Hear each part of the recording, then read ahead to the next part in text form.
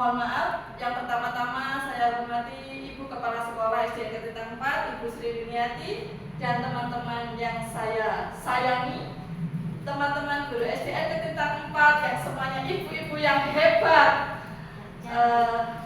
Perkenankan hari ini saya mendiseminasi budaya positif, yaitu materi yang sudah saya pelajari selama saya menjalankan pendidikan guru penggerak. Ini masih dalam modul 1. Ada yang bilang ilmu tidak disampaikan bagaikan pohon yang tidak berbuah. Insya Allah semua akan membawa manfaat. Karena kondisi sangat panas dan kita semua sudah tinggal tenaga sisa-sisa tadi kita melaksanakan tugas mengajar. Sekarang kita bersenang-senang dulu ya Bapak Ibu, Bapak-bapak saya lupa, Ibu-ibu kita bersenang-senang dulu sebentar supaya otot-otot kita lemas dan kita tidak mengantuk nanti. Kita ice breaking dulu ya. Baiklah, Ibu-ibu mohon berdiri bersama-sama saya kita ice breaking supaya tidak mengantuk. Ice breakingnya yang menyenangkan seperti anak ini saya ambilkan video yang temannya banyak supaya heboh, supaya ramai, supaya kita semangat karena teman kita hanya sedikit. Bismillah.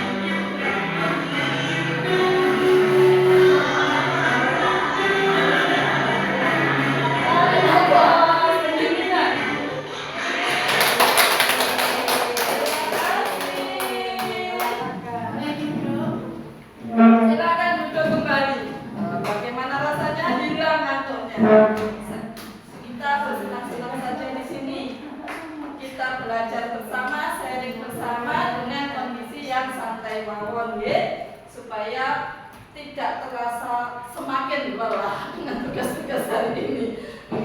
Jadi ibu-ibu, ibu kepala sekolah dan teman-teman, dalam modul 1 ini adalah yang terakhir kami mempelajari tentang budaya positif. Yang pertama-tama,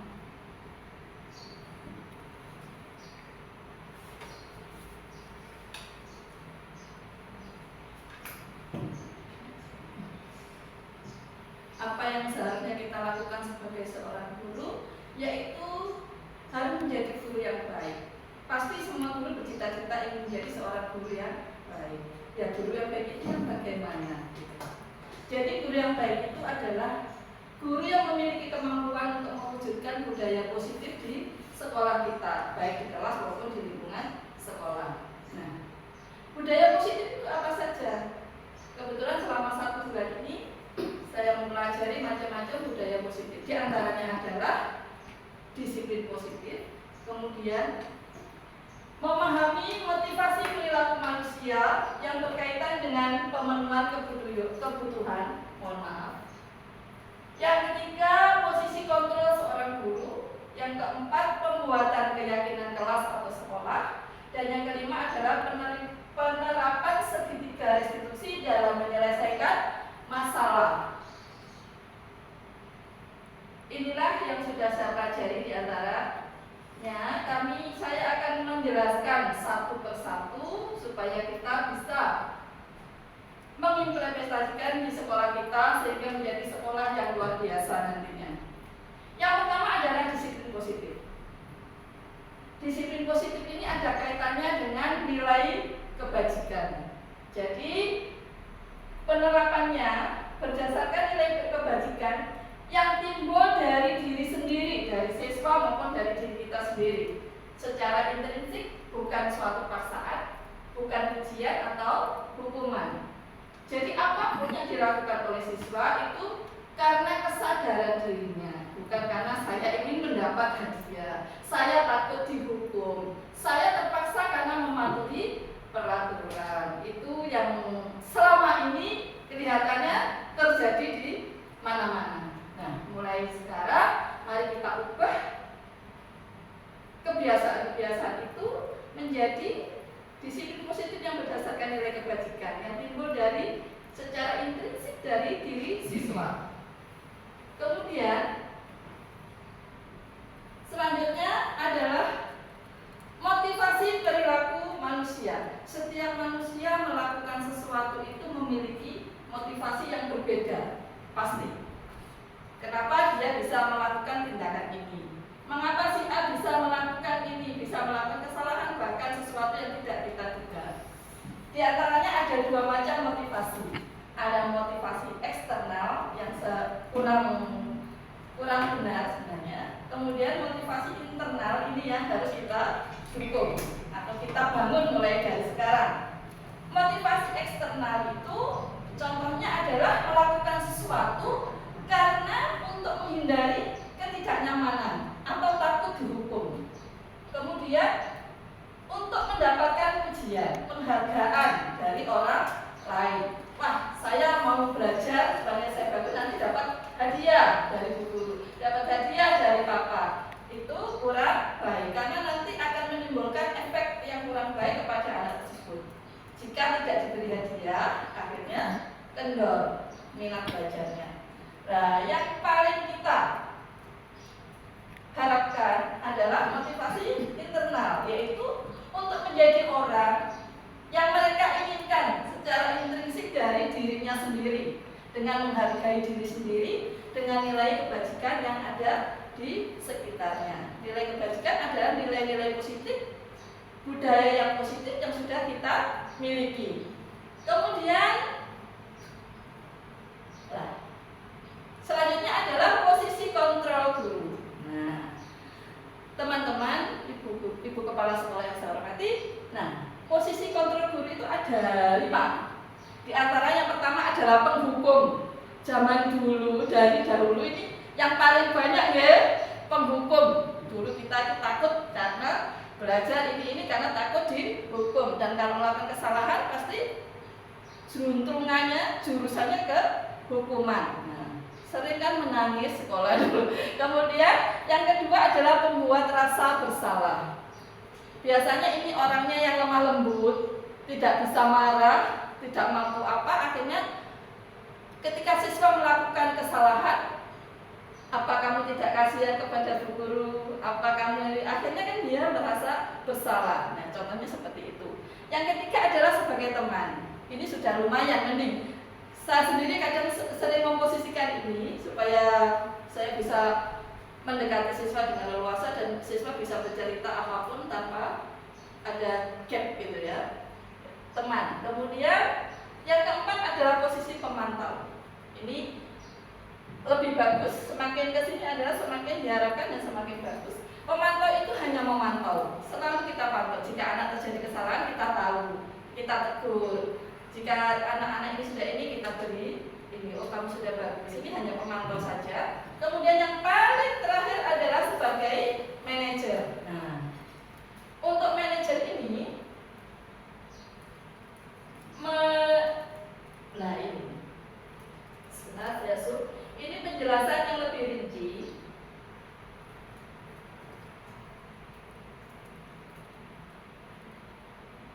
Nah, mohon maaf jika tadi penjelasan saya kurang lengkap, mungkin dari sini akan lebih jelas. Jadi penghukum itu bisa menggunakan hukuman fisik maupun verbal dengan kata-kata misalnya umpatan, kata-kata kasar itu sudah menyakiti anak, atau dengan fisik. Jika yang kedua adalah membuat rasa bersalah. Pada posisi ini guru biasanya bersuara lebih lembut. Nah, kita karena memiliki ketidakmampuan, ketidakberdayaan, akhirnya mengandalkan senjata ini. Dengan suara lembut, apa kamu tidak kasihan berdiri-berdiri? Ini akan menimbulkan rasa bersalah pada anak. Yang ketiga adalah posisi sebagai teman.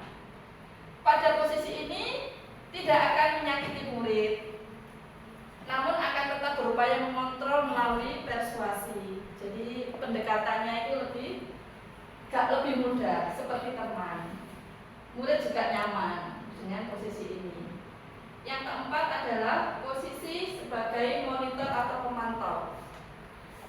Guru selalu mengawasi gerak-gerik anak, tindakan anak, selalu kita awasi. Namun kurang adanya ketegasan di sini, hanya mengawasi saja. Nah, yang kelima ini adalah posisi sebagai manajer. Ini yang kita harapkan. Posisi terakhir adalah manajer. Posisi sebagai mentor di mana guru berbuat sesuatu kepada murid, mempersilahkan murid mempertanggungjawabkan perilakunya, mendukung murid agar menemukan solusinya atas permasalahan yang dia hadapi. Jadi kita kembalikan kepada siswa tersebut, apakah ini benar perilakunya, dia akan mengutarakan sendiri. Kemudian bagaimana cara dia bertanggung jawab dengan tindakannya, dan kita bantu memberi solusi atas permasalahan yang dia hadapi setelah kita gali tadi. Inilah posisi manajer, cara penanganan segala tindakan siswa sebagai posisi manajer. Jadi ini adalah 5 posisi kontrol sebagai guru. Baik. Sekarang saya mau bertanya, kira-kira yang sudah kita lakukan itu posisi yang mana selama ini? Kalau saya terus terang, yang sering itu sebagai teman dan sebagai pemantau sebelumnya. Sebagai teman dan sebagai pemantau sebelumnya. Baik, monggo silakan. Apa gantian? Semua pasti sudah pernah merasakan ini, gitu.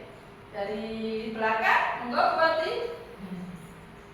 Terima kasih atas waktunya.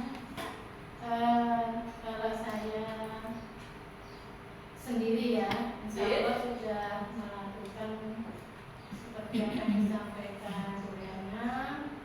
Saya memposisikan yang pertama ngawasi dulu ya, kemudian untuk menindaklanjuti ke depannya, otomatis saya berusaha pendekatan saya sebagai teman.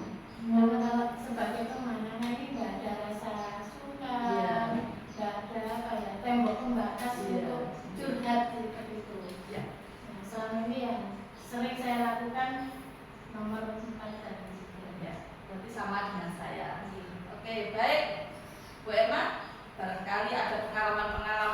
berbeda. Monggo silakan. Terima kasih Bu Erna. Oke. Pengalaman saya seperti pada guru umumnya ya, yang pertama itu memantau, kita memantau bagaimana anak-anak kita di kelas, sikapnya bagaimana, hubungannya dengannya bagaimana. Ketika ada masalah, kita menata pendekatan, kita menganggap antara anak dan sebagai teman, supaya nanti dia bebas berkeluh kesah, menyampaikan keluhnya pada kita. Siap. Oke, baik. Bu Is dulu ya. Saya. Oke. Terima kasih waktunya Bu Erna. Kalau saya, menurut saya ini saya pribadi. Oke, yang sudah pernah terjadi. Yang pertama pastinya anak-anak. Saya selaku monitor, Ya, mengawasi. Kemudian yang kelima itu sebagian sepertinya sudah terlaksana, misalnya anak-anak membuat kesalahan kan pasti kita tegur, terus kita beri konsekuensi dari kesalahannya itu, apa yang harus kita berikan untuk membuat jerah itu. Oke. Kalau saya. Oke. Sudah lebih menanjak. Oke, Bu Yani monggo silakan. Terima kasih. Kalau saya juga tadi nomor 3 juga masuk, nomor 4 masuk, kemudian nomor 5 ya mungkin seperti Bu Is sebagian karena kita mulai kelas 1 jadi untuk mempertahankan perilakunya itu masih dalam pemantauan kita juga. Oke, sesuai usia juga.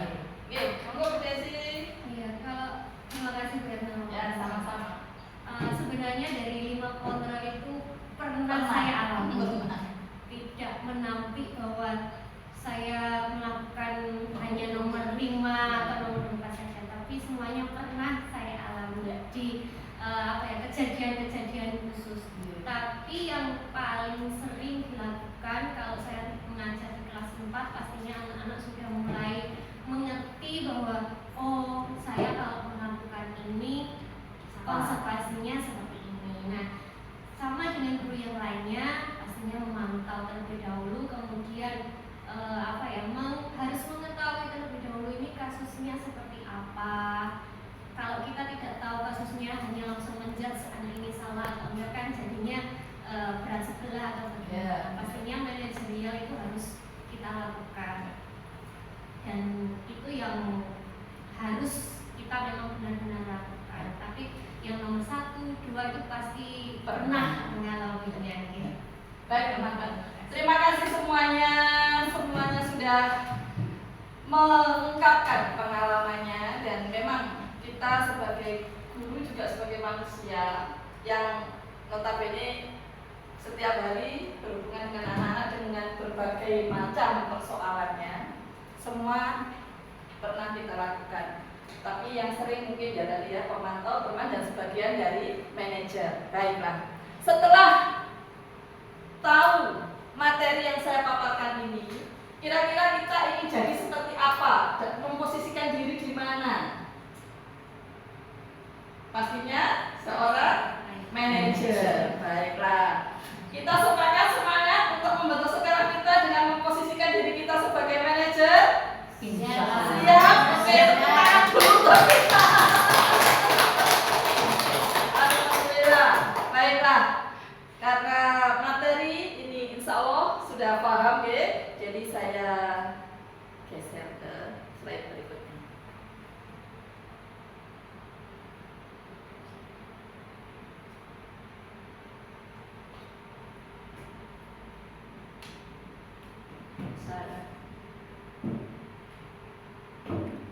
Nah, sekarang adalah segitiga restitusi dalam menyelesaikan masalah.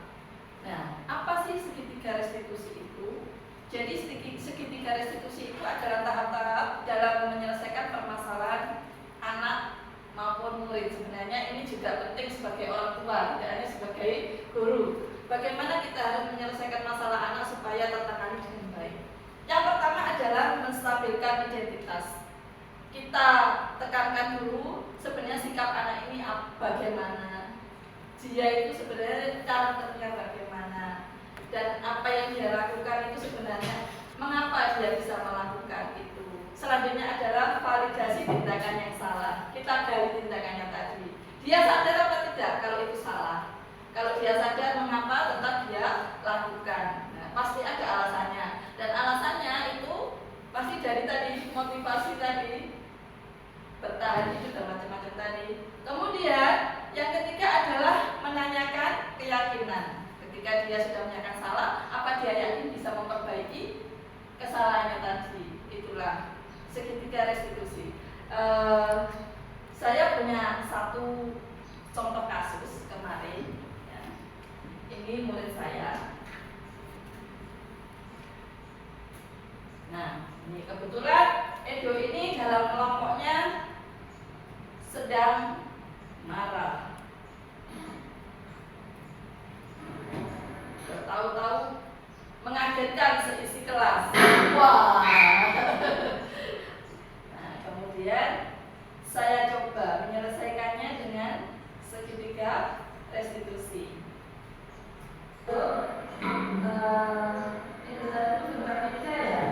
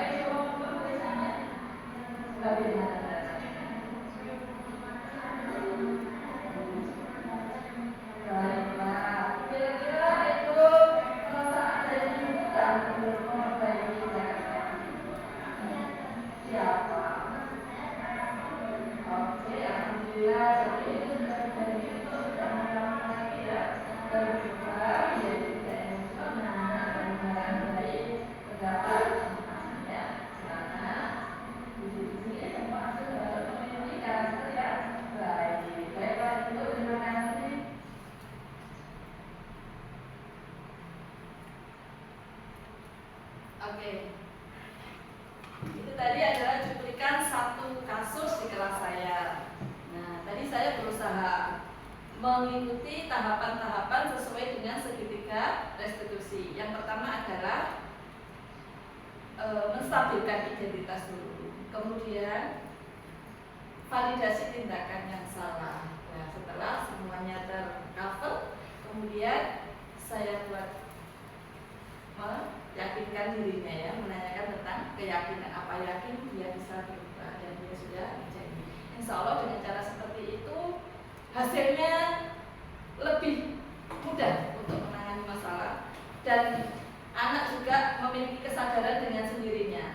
Jadi budaya positifnya itu timbul secara intrinsik, bukan karena dia takut kepada kita atau takut kepada apa. Sedangkan keyakinan kelas adalah yang sudah kita buat bersama-sama. Keyakinan sudah kita buat bersama-sama.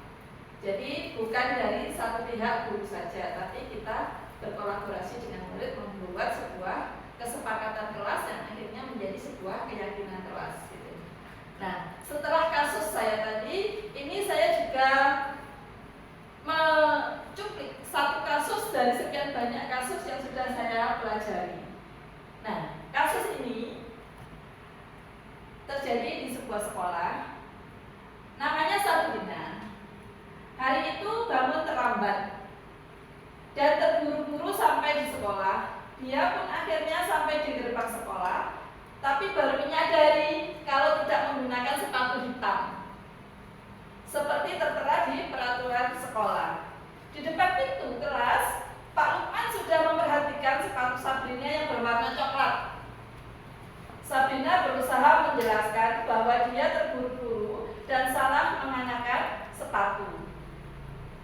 Ini adalah ilustrasinya. kemudian Nah,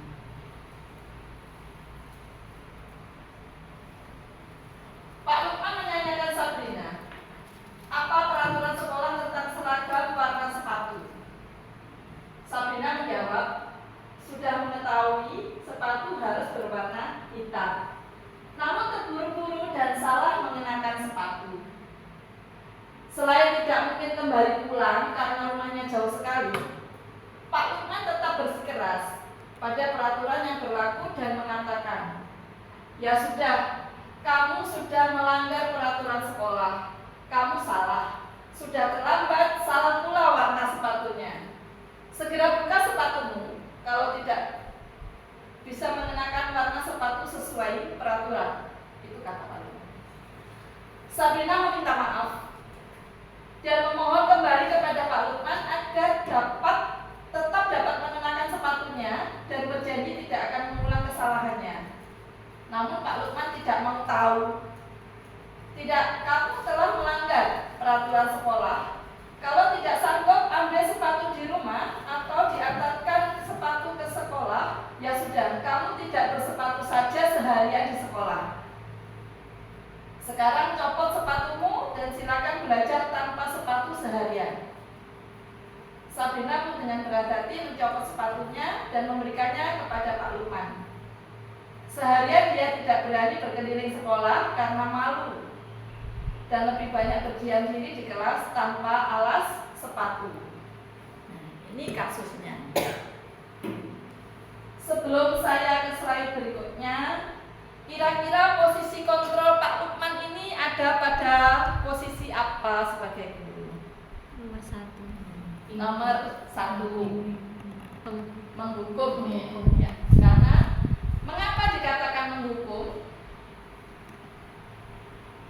Karena pada kasus tersebut sudah langsung menjudge, tidak Ya, menganalisis betul. terlebih dahulu. Karena satu pihak tidak berdasarkan kesempatan. iya. Sebenarnya Sabrina ini sudah baik ya, maksudnya sudah punya budaya positif, sudah minta maaf, sudah ini, tapi Pak Lukman tidak peduli. Jadi kira-kira kita bisa mencontoh Pak Lukman atau tidak? Jelas? Tidak. Karena selain sebagai penghukum, Pak Lukman ini sebagai apa kira-kira posisinya?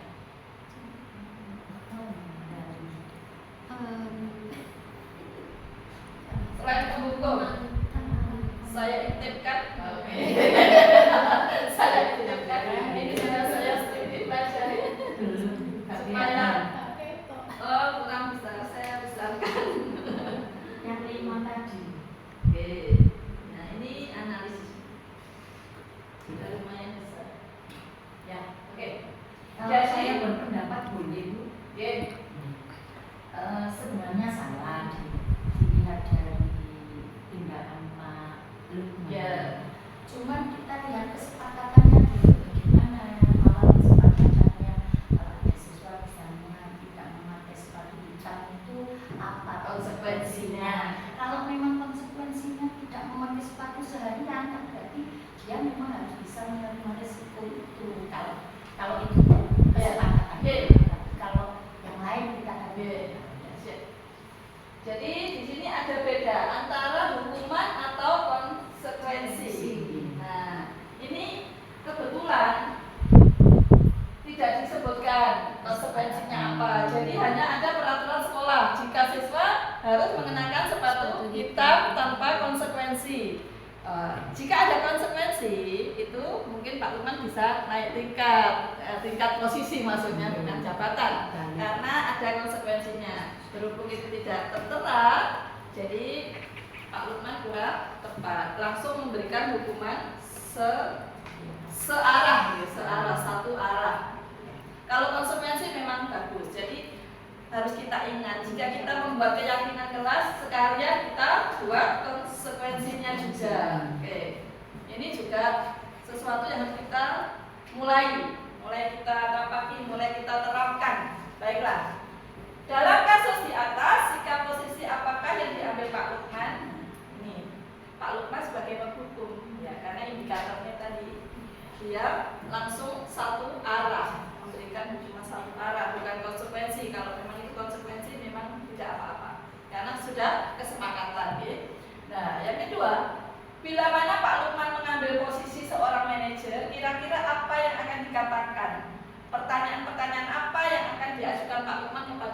Sabrina jika beliau sebagai manajer. Manajer itu kan ada pertanggungjawaban, ada tindak lanjut memberi solusi. Jadi kira-kira ini, jika kita, semoga tidak ada, jika kita menemui kasus sebagai seperti Sabrina tadi, kita bisa bertanya kepada Sabrina, Sabrina, apa yang membuatmu terburu-buru dan salah memilih sepatu? Nah, itu lebih bijaksana ditanya dulu. Tadi Sabrina kan sudah mengungkapkan ya, jadi sebagian sudah dilakukan sebenarnya sama Pak Lukman ini, tapi karena akhirnya, jadi akhirnya yang baik ini jadi ikut jadi penghubungan. Kemudian yang kedua, apakah kamu sadar dengan kesalahan yang kamu lakukan? Akhirnya dia kan menyadari dengan dirinya sendiri gitu teman-teman. Kemudian, apakah menurut kamu ini benar? Kamu pasti punya alasan mengapa melakukan hal ini. Jadi kita cari dulu. Kemudian, kamu tahu kan aturan di sekolah kita? Nah, ini untuk menunjukkan keyakinannya. Pasti tahu ya. Kemudian tadi kalau tidak salah Sabrina sudah tahu dan minta maaf. Ya. Kemudian, apakah kamu meyakini bahwa tindakan yang kamu lakukan sudah sesuai dengan aturan di sekolah kita? Dan tadi Sabrina sudah menjawabnya. Kemudian,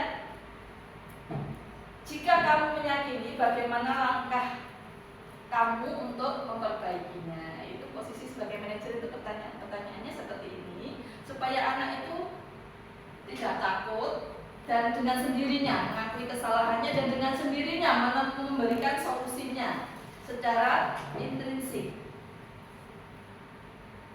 Baik.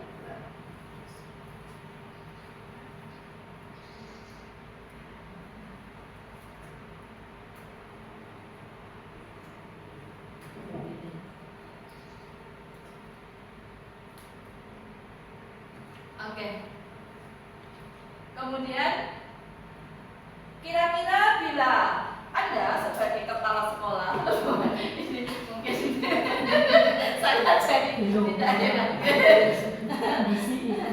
Jika Anda jadi kepala sekolah di sekolah tersebut, nilai kebajikan apa yang ingin dituju oleh peraturan yang harus memakai sepatu berwarna hitam tadi? Jadi nilai-nilai apa yang kita inginkan? Kenapa kita membuat peraturan sekolah harus memakai sepatu hitam?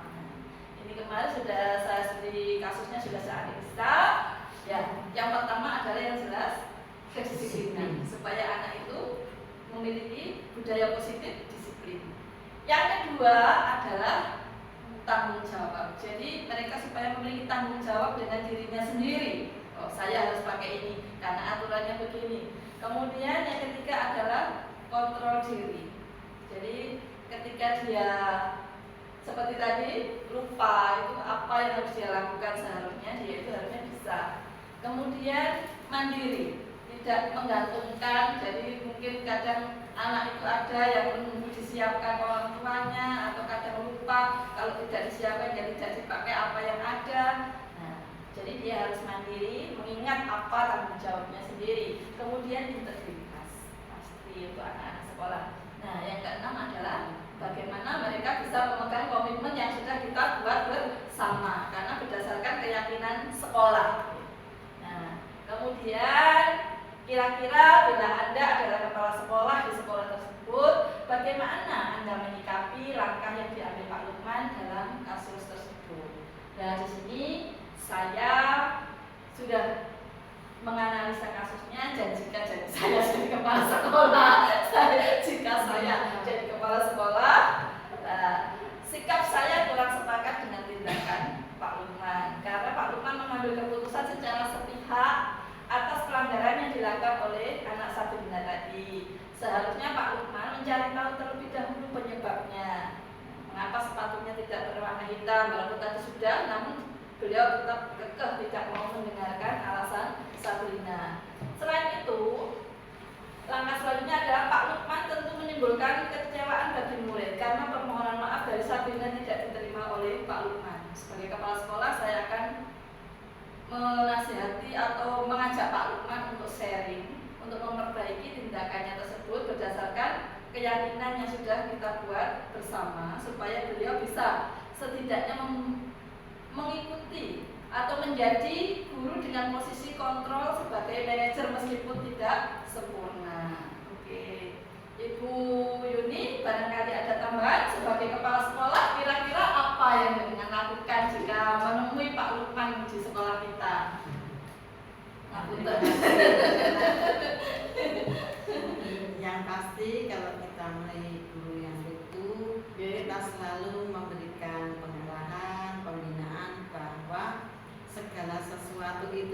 tidak boleh dilakukan sepihak, karena semua sudah disepakati, semua sudah dimusyawarahkan terkait dengan kesepakatan kelas mungkin atau kesepakatan sekolah, tata tertib sekolah, dan itulah yang harus dilaksanakan.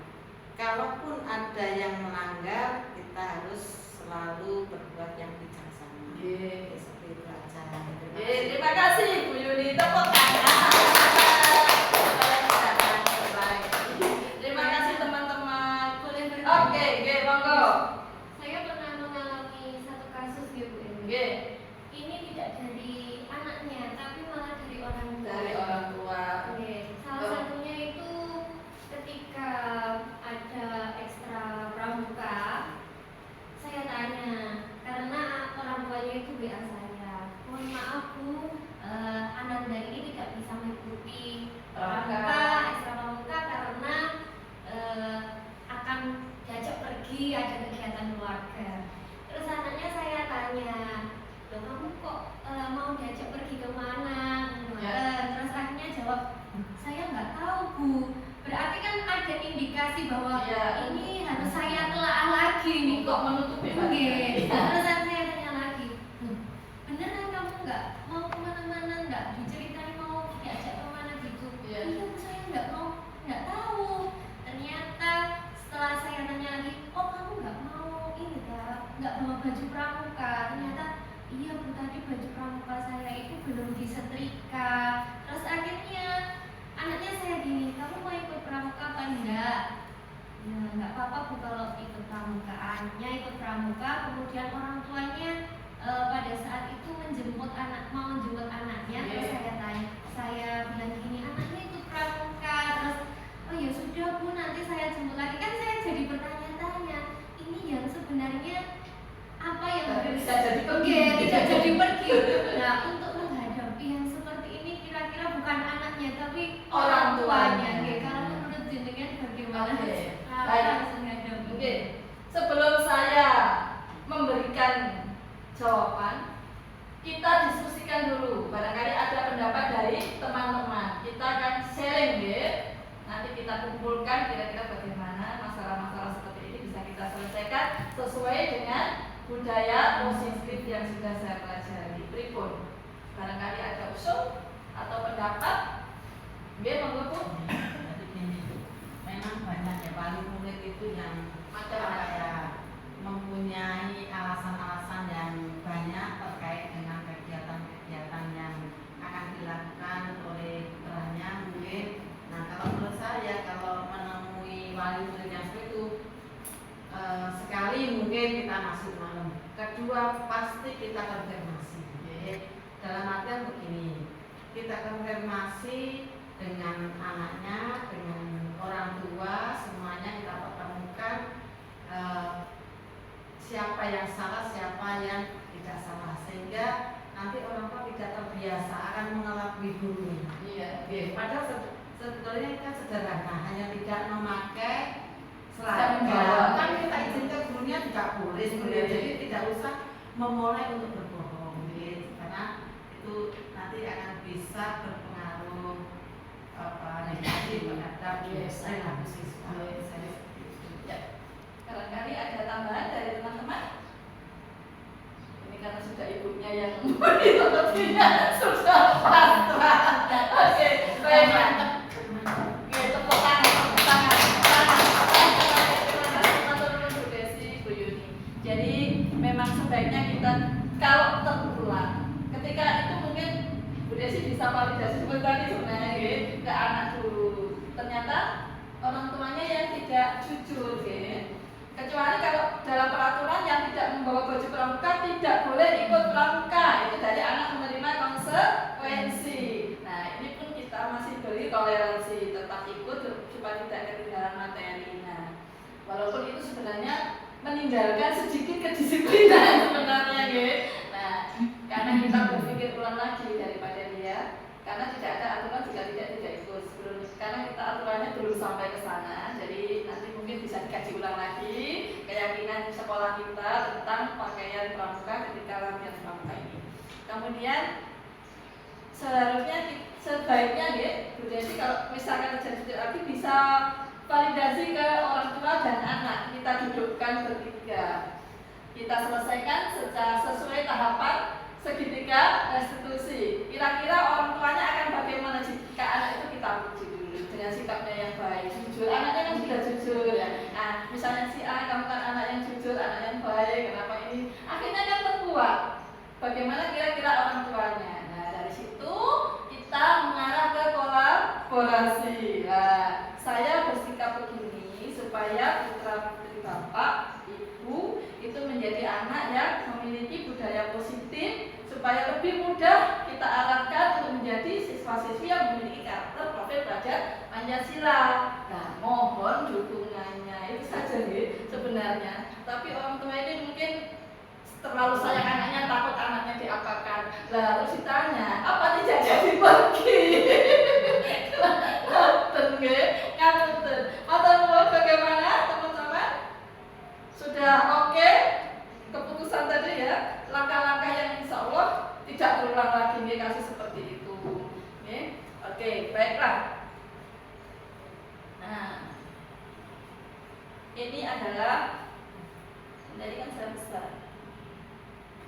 Nah, studi kasusnya tadi masih dari Pak Lukman ya. Jadi studi kasusnya satu tapi jadi panjang supaya kita benar-benar paham. Ini saya pilih kasus ini karena memang kebetulan saya analisis dengan sedetail ini.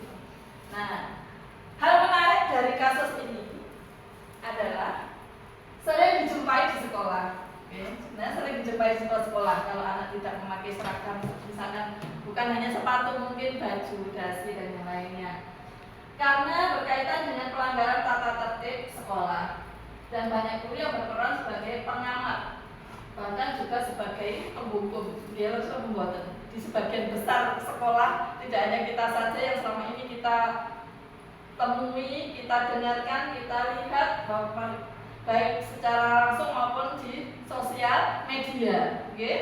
Kemudian yang kedua, peran guru dalam kasus ini menuntut murid untuk berlaku sesuai dengan aturan yang telah ditetapkan sekolah dan memberikan contoh baik untuk murid. Sebenarnya memberikan contoh baik supaya mematuhi peraturan yang sudah ada. Kemudian yang ketiga, tindak lanjut sebagai kepala sekolah adalah meminta Pak Lukman merefleksi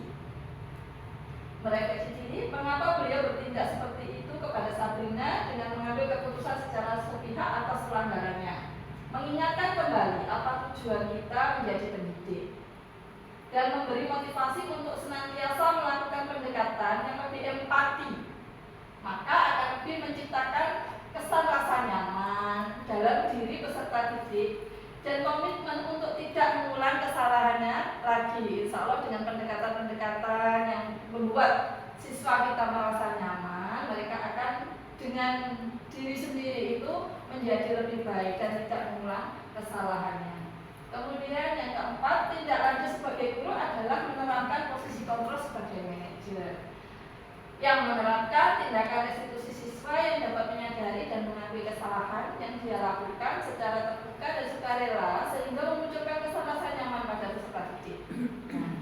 Inilah yang bisa kita petik dari kasus Sabrina dan Pak Lukman.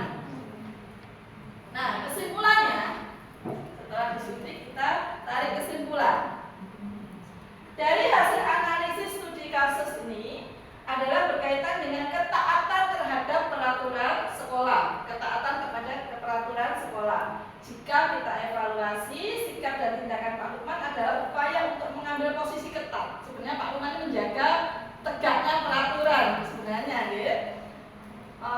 dalam menegakkan patuh sekolah. Hal ini terlihat bahwa Pak Lukman tetap konsisten dengan peraturan bahwa sepatu harus hitam, intinya begitu, sesuai dengan seragam sekolah tanpa memahami situasi yang dihadapi oleh siswa seperti Sabrina. Bahkan Sabrina mencoba menjelaskan situasinya dan Pak Lukman tetap mempertahankan aturan aturan. Nah ini. Kemudian seharusnya yang dilakukan Pak Lukman adalah mengambil pendekatan yang lebih empati sebagai manajer yang tadi sudah saya ungkapkan, begitu ya. Nah, dari satu kasus ini kita Sudah bisa mengambil pelajaran ya teman-teman? Kira-kira gambarannya ini sudah jelas ya? Baiklah. Apakah teman-teman mengantuk? Jangan dulu guys, kita belajar bersama lah. Semuanya ini adalah berdasar dari filosofi pendidikan Ki Hajar Dewantara. Ki Hajar Dewantara mengungkapkan jika pendidikan itu adalah menuntun, menuntun segala kodrat yang sudah ada pada diri siswa, yaitu kodrat alam dan kodrat zaman, supaya mereka bisa mencapai keselamatan dan kebahagiaan yang setinggi-tingginya. Kodrat alamnya adalah apa yang ada pada diri siswa, baik fisik, kemampuan, dan semua talenta yang ada pada dirinya. Sedangkan kodrat zaman adalah pada masa apa mereka itu tumbuh, atau kita sebagai pendidik, kita mendidik mereka pada masa apa. Kita harus menyesuaikan dengan kebutuhan zaman. Jadi dua kodrat ini harus selalu kita upayakan supaya kita bisa memenuhi kebutuhannya dengan baik. Nah, kemudian pendidikan adalah menghamba pada murid. Bukan kita sebagai budak, bukan kita menghamba pada siswa, bukan. Namun pembelajaran harus berpihak pada murid sesuai bakat minat yang mereka miliki. Kita bimbing, kita tuntun. Nah, maksudnya begitu. Kemudian guru ibarat petani. Jika kita menanam padi, harus kita rawat sebagaimana kita merawat padi. Berbeda jika kita menanam jagung, harus kita rawat sebagaimana cara merawat jagung. Jika padi kita rawat seperti jagung, kira-kira tumbuh dengan baik apa mboten? Mungkin ya, atau mungkin jika kita menanam semangka, kita rawat sebagaimana kita menanam jagung, kira-kira tumbuh dengan baik apa mboten? Nah, inilah maksud Ki Hajar Dewantara. Jadi kita hanya membimbing, menuntun mereka sesuai apa yang sudah ada pada diri mereka dan pada zaman apa mereka akan nanti terjun, mereka dewasa, mereka nanti akan bersaing, mereka harus bertahan hidup. Kita sesuaikan sesuai kebutuhan mereka. Begitu. Di sini kira-kira jelas ya? Nah, insya Allah yang ini sudah paham. Kemudian kemarin saya sudah ini tentang visi dan prakasa perubahan. Nah, dalam visi ini suatu perubahan seperti visi ada langkah-langkah yang tepat bagaimana mencapainya. Visi kan tujuannya untuk kita capai. Nah, untuk mencapai visi kita harus menggunakan kalimat prakasa perubahan supaya lebih terarah. Ya. Nah, tujuannya adalah kemarin membentuk kalimat prakasa perubahan itu dengan tahapan-tahapan baca, yaitu B-nya membuat pertanyaan, A-nya ambil pelajaran, G-nya gali mimpi, J-nya jabarkan rencana, dan A yang terakhir adalah atur eksekusi. Kita buat pertanyaan, kebutuhannya apa? Kita ambil pelajaran dari itu. Kemudian kita gali mimpi kita harus bagaimana untuk membentuk siswa yang seperti apa. Kemudian kita jabarkan rencana, oke, untuk mencapai ini kita harus mulai. Kemudian kita atur eksekusi, kita bentuk tim untuk mencapainya. Ini sedikit flashback ke visi dan prakarsa perubahan. Baiklah. Nah, sekarang ini kita refleksi. Teman-teman. Teman-teman. Ya. Masih semangat. Masih semangat ya? Oke. Nah, sejauh mana pemahaman teman-teman tentang konsep-konsep inti, yaitu tadi ya, disiplin positif, teori kontrol, teori motivasi, hukuman dan penghargaan, posisi kontrol guru, kebutuhan dasar manusia, dan keyakinan kelas, kemudian segitiga restitusi. Adakah hal yang menarik dan di luar dugaan teman-teman yang selama ini belum terpikirkan? Apa yang kira-kira menarik dari materi-materi tadi dan apa yang kira-kira di luar dugaan kita selama ini? Kita gali bersama-sama.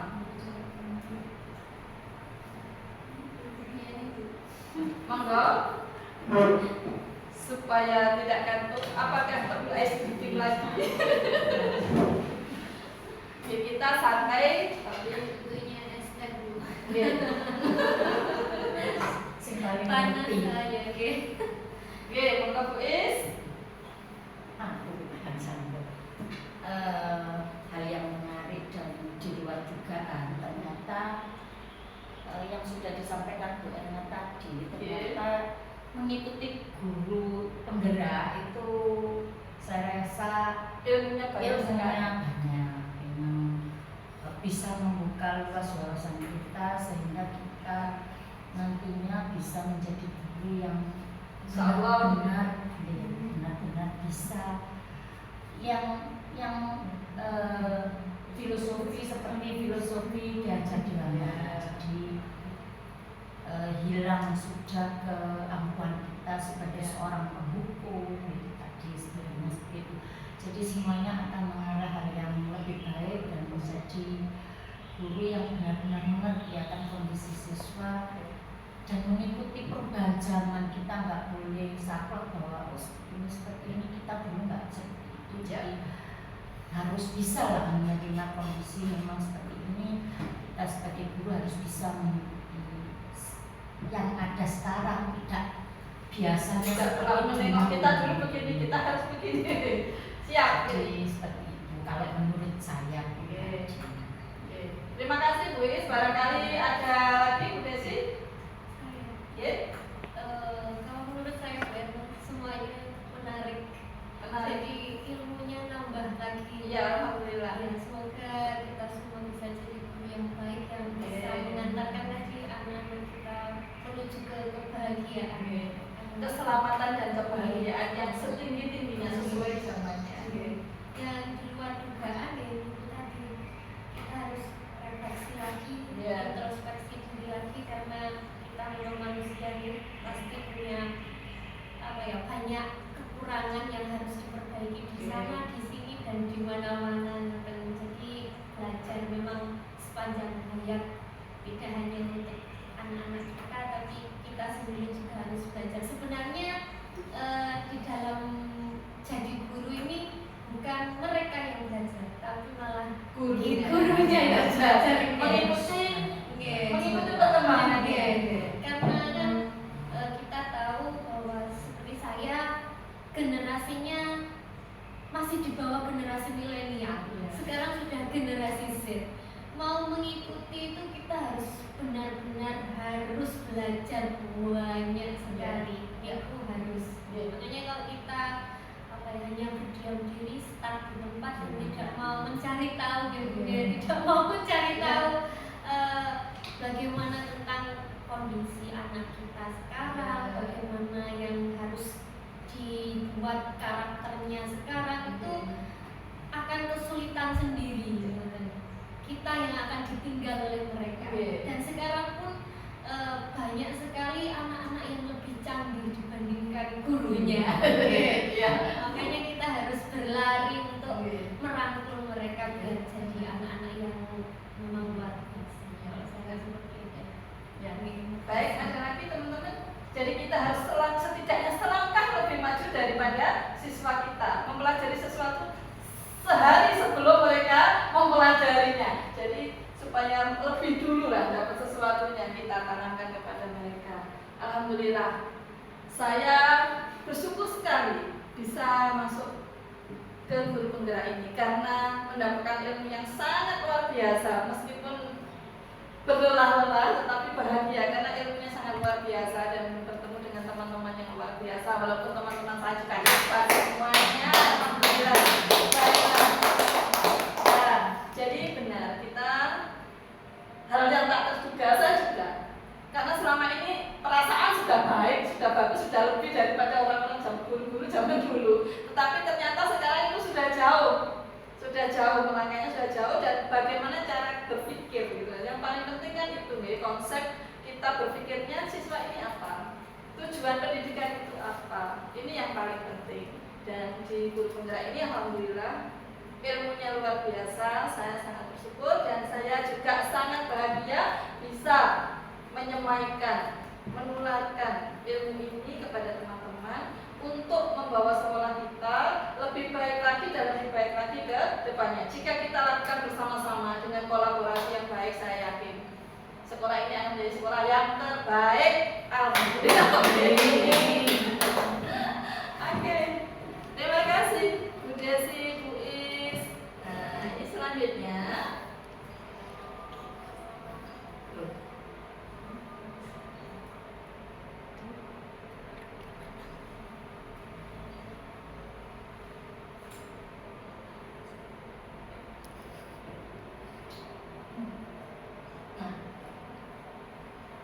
Pengalaman seperti apakah yang pernah teman-teman alami terkait penerapan konsep-konsep inti dalam budaya positif baik di dalam kelas maupun di sekolah kita? Pengalaman seperti apa yang pernah teman-teman alami dalam menanamkan budaya positif ke siswa? Mungkin ada yang memiliki pengalaman yang unik gitu, yang menarik untuk dibahas, untuk diceritakan sebagai sharing saja. Kita berhenti dulu ya Mas Agung.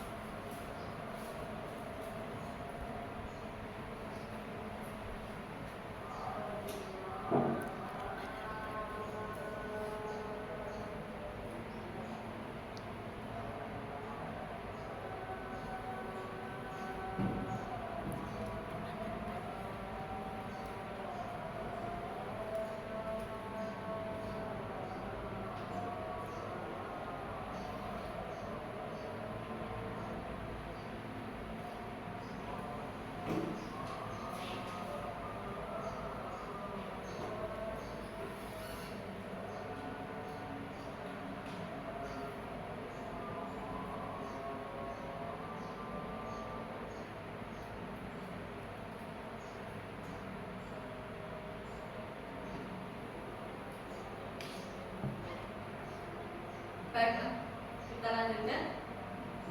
Bu Wati, barangkali ada pengalaman yang menarik untuk diceritakan mengenai penerapan konsep-konsep budaya positif Pak tadi. Ya, terima kasih Bu Berna. Sedikit ya saya cerita pengalaman yang lucu ya, kalau bilang lucu ya lucu. Tapi kalau semisal kita biarkan nanti jadi kebiasaan yang Tidak lucu. kebiasaan negatif. Ya, untuk anak kecil kan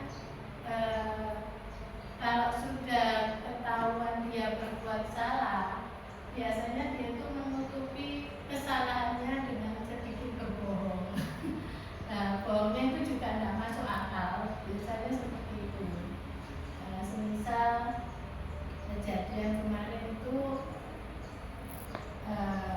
si A ya, saya ikut si A saja, dia ketahuan menjual alat tulis pribadinya ke temannya. Sudah dipakai? Belum, kebetulan masih baru dibelikan. Akhirnya kan ketahuan saya, kemudian saya ajak ngobrol, saya ajak ke depan ke meja saya itu, saya tanya-tanya alasannya kenapa, sebetulnya alasannya katanya mamanya tidak punya uang buat beli sabuk.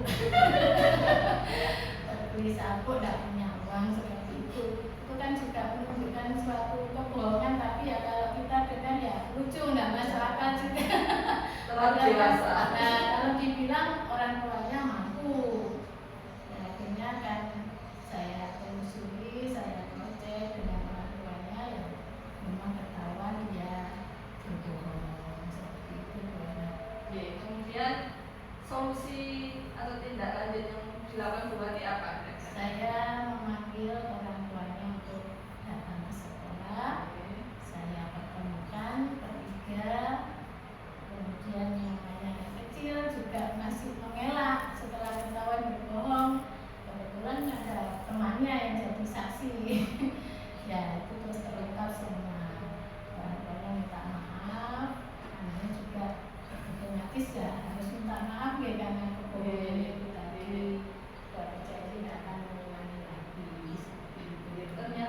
dari kasus siswanya buat ini, kira-kira kebutuhan manusia, motivasinya apa untuk si anak tadi, untuk apa dia lakukan kesalahan dan kebohongan tadi, kira-kira dari motivasi hidup yang mana, kebutuhan hidup yang mana yang ingin dia penuhi?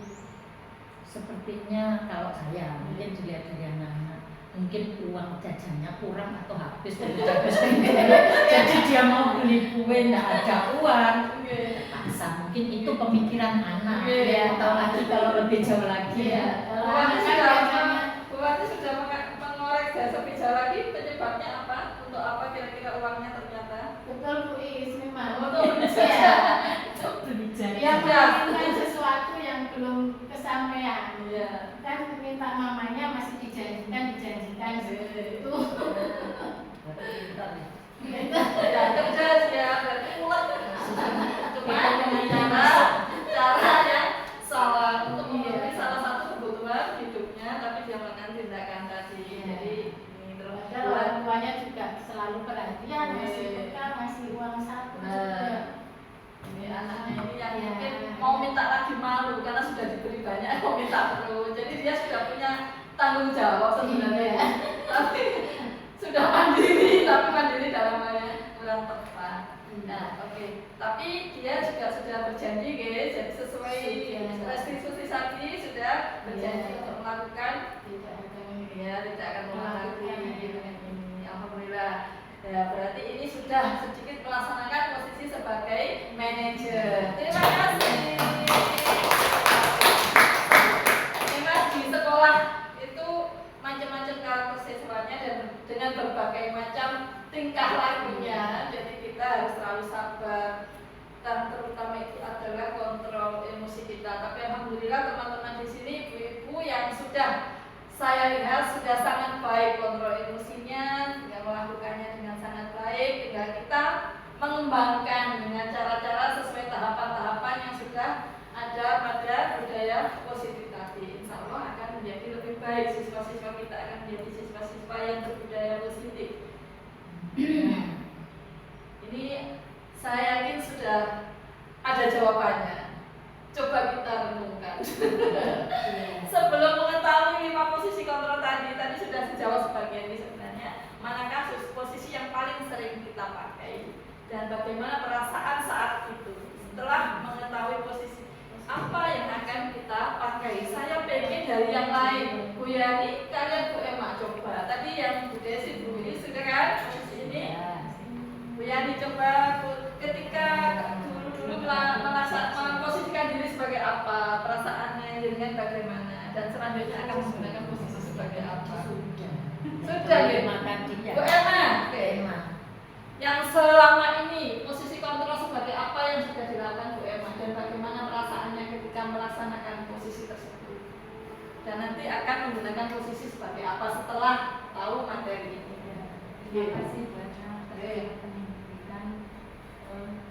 Pertama saya di kelas menggunakan posisi saya sebagai pemantau keadaan siswa, di mana mereka sehari-harinya berhubungan dengan temannya, bagaimana sikap mereka ketika dalam pembelajaran. Apabila ada suatu masalah, itu saya mengamati dulu, kemudian mencari latar belakang apa yang menjadi sebabnya. Ya, kemudian saya menempatkan diri untuk menjadi teman buat anak tersebut supaya dia nanti terbuka menceritakan apa masalah yang dialaminya. Perasaan jenengan ketika melaksanakan memposisikan diri seperti itu bagaimana perasaannya? Ya senang karena bisa bisa merasakan ini misalnya tadi ya, misalnya dia contoh yang kasusnya berarti tidak soundnya kurang kan bisa merasakan apa ya kira-kira nanti solusinya buat anak ini di sekolah kalau merasa soundnya kurang kita bisa koordinasi dengan orang tuanya. Kemudian setelah tahu materi ini kira-kira akan memposisikan sebagai apa? Ini saya senang karena menambah ilmu wawasan supaya bisa meniru apa yang ada posisi apa yang diidamkan untuk dilakukan selanjutnya? Manajer itu memang good ya. Oke, baiklah. Terima kasih teman-teman, semua kita sudah sharing, saya sudah berbagi pemahaman dan alhamdulillah paham ya. Dan insya Allah. Nah, sekarang kita sudah paham dengan budaya positif dan berbagai macamnya. Nah, untuk mewujudkan budaya positif di lingkungan sekolah kita, kira-kira apa yang kita butuhkan selanjutnya? Bagaimana dengan satu kata ini? Nah, kira-kira setuju nggak Mbak? Setuju. Ya, kita harus berkolaborasi dengan siapa saja? Dengan teman sejawat, dengan ibu kepala Oke. sekolah, siswa dengan wali Dari sekolah, wali murid. Iya, wali siswa itu yang tadi Bu Desi ini kan kalau tidak kita rangkul nanti akan berbeda pemahamannya. Nah, kapan-kapan kan kita bisa sharing mengenai ini kepada wali murid karena seperti segitiga restitusi tadi juga bagus jika ditekankan kepada putra putri di rumah gitu loh. Jadi tidak, terkadang kan orang tua itu tidak telaten ya kalau sama anak-anak yang ada yang terlalu memanjakan, ada yang terlalu tinggi harapannya. Jadi kita kapan-kapan kita sosialisasikan, kita beri pemahaman supaya apa? Supaya kita itu satu bersinergi, satu ini ya, supaya satu visi, satu cara sehingga kita bisa lebih mudah untuk mewujudkan siswa-siswa yang memiliki budaya positif dengan bersama-sama dan akhirnya hasilnya pasti lebih baik dan lebih cepat terwujud begitu. Kira-kira ada pertanyaan apa? Oke. Barangkali ada yang ditanyakan, monggo. Barangkali ada yang kurang begitu materinya, atau masih perlu dijabarkan lagi? Monggo. boleh. Oke, baiklah teman-teman. Saya sangat bahagia ketika bertemu dengan teman-teman baru di Guru Penggerak, bertemu dengan guru-guru hebat yang memberikan ilmu-ilmu yang sangat luar biasa. Besar harapan saya bagi teman-teman untuk mengikuti langkah-langkah ini supaya kita bisa mewujudkan kebaikan-kebaikan dan cita-cita anak-anak didik kita dengan lebih baik. Oke, terima kasih. Semoga ilmunya bermanfaat. Salam bahagia. Terima kasih atas waktunya yang diberikan kepada saya. Terima kasih atas rembuknya. Terima kasih atas pengalaman-pengalaman yang sudah kita bagi bersama. Terima kasih atas masukan dan semuanya. Terima kasih. Assalamualaikum warahmatullahi wabarakatuh. Waalaikumsalam warahmatullahi wabarakatuh.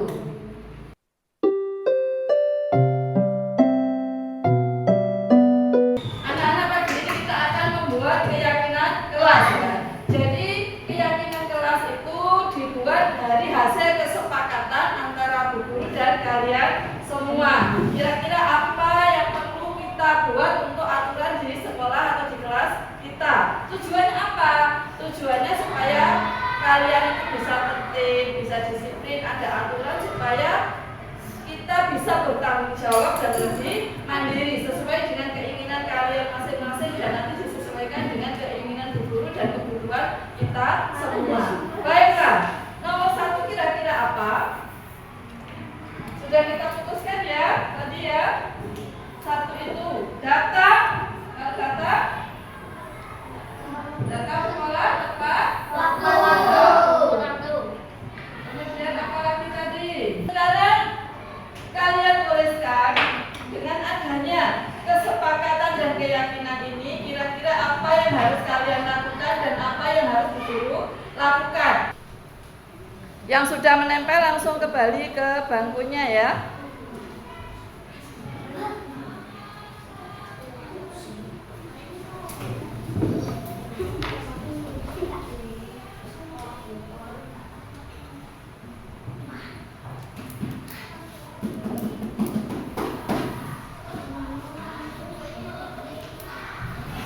Baiklah, semua sudah menempel.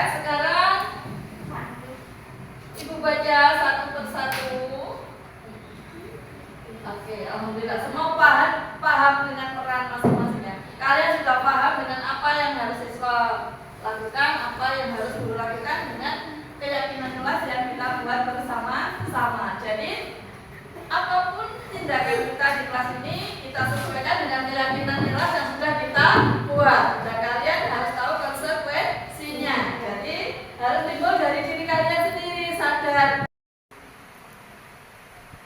Menurut pendapat kami selaku Kepala Sekolah SD Negeri 4 terkait dengan aktivitas Bu Erna sebagai calon guru penggerak, ini diharapkan memang bisa mengimbaskan budaya positif untuk seluruh warga sekolah. Terkait dengan siswa, budaya positif ini adalah terkait dengan pembelajaran yang dilakukan Bu Erna dalam pembelajaran sehari-hari, sehingga siswa menjadi lebih terinspirasi, menjadi lebih aktif dalam mengikuti pembelajaran, karena pembelajaran yang dilakukan Bu Erna tentunya lebih inovatif. Terkait dengan budaya positif untuk rekan-rekan yang ada di SD Negeri 4 sudah pasti sangat memotivasi teman-teman, karena budaya positif ini tidak akan bisa terlaksana dengan sendirinya, tetapi memang harus dicontohkan, harus dimulai dari salah satu guru, sehingga dengan adanya calon guru penggerak yang ada di sekolah otomatis nanti akan menginspirasi teman-teman semua yang ada di SDN Negeri 4. Terima kasih. Assalamualaikum warahmatullahi wabarakatuh. Perkenalkan, nama saya Ivan, kelas 5 dari sekolah SDN Lintang 4. Kami baru saja membuat keyakinan kelas. Semoga dengan keyakinan kelas ini kami semakin bertanggung jawab dan mandiri. Wassalamualaikum warahmatullahi wabarakatuh. Terima kasih. Assalamualaikum warahmatullahi wabarakatuh. Nama saya Almira, saya kelas 5, saya sekolah di SDN Lintang 4. Kami baru saja membuat keyakinan kelas. Dengan keyakinan kelas ini semoga membuat kami semakin berkarakter. Wassalamualaikum.